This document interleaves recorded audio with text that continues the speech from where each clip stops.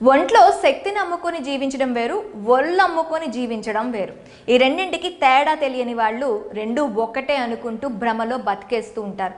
డబ్బుల కోసం ఒళ్ళు హూనం చేసుకొని కూలి పనులు చేసుకొని ఆత్మాభిమానంతో బతికే తల్లులున్న ఈ సమాజంలో అదే డబ్బు కోసం కష్టం అనేదే లేకుండా ఒళ్ళు అమ్ముకొని బతికేస్తున్నారు. అందాన్ని ఎరగా వేసి మగాళ్ళ జీవితాలను బలి చేస్తున్నారు. తాజాగా ఒక మహిళ కూడా అందాన్ని ఎరగా వేసి ముగ్గురి జీవితాలను నాశనం చేసింది. ఆమె పేరు రమణి. పేరుకే రమణీయం, కానీ తన అందంతో పోలీసులకు వల వేయడమే వ్యాపారంగా పెట్టుకుంది. ఇద్దరి పోలీసులతో వివాహేతర సంబంధం పెట్టుకుంది. ఆమె సరసాల గురించి భర్తకు తెలియడంతో నిలదీశాడు. ఈ విషయంపై భార్యాభర్తలకు గొడవలు జరిగి ఆమె దారుణ హత్యకు గురైంది. పరాయి మహిళతో వివాహేతర సంబంధం 3 కుటుంబాలను చిరిమేసింది.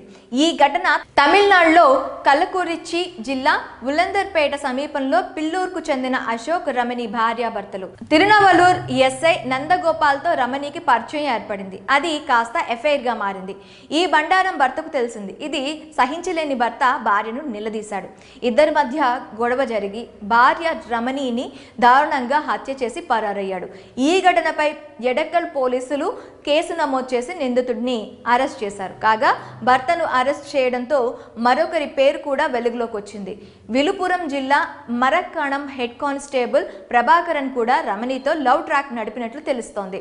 ప్రభాకరన్ కల్లుకురిచిలో పనిచేసే సమయంలో రమణితో ఫిజికల్ రిలేషన్ మెయింటైన్ చేశాడు. ఈ విషయాన్ని సదరు మహిళా భర్త పోలీస్ ఉన్నతాధికారులకు తెలియజేశాడు. అధికారులు ఆ ఇద్దరు పోలీసులపై శాఖాపరమైన దర్యాప్తు చేపట్టారు.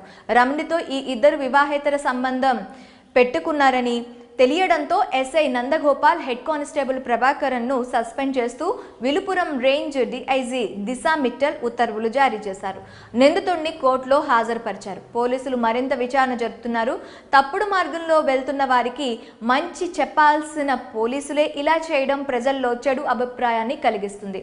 ఇలాంటి కొంతమంది కాకిల వల్ల పోలీస్ వ్యవస్థకే చెడ్డ పేరు వస్తుంది. మరి అందాన్ని ఎరగా వేసి పోలీసులను వలలో వేసి ముగ్గురు జీవితాలను బలి చేయడంపై మీ అభిప్రాయాలని కామెంట్స్ రూపంలో మాకు తెలియజేయండి.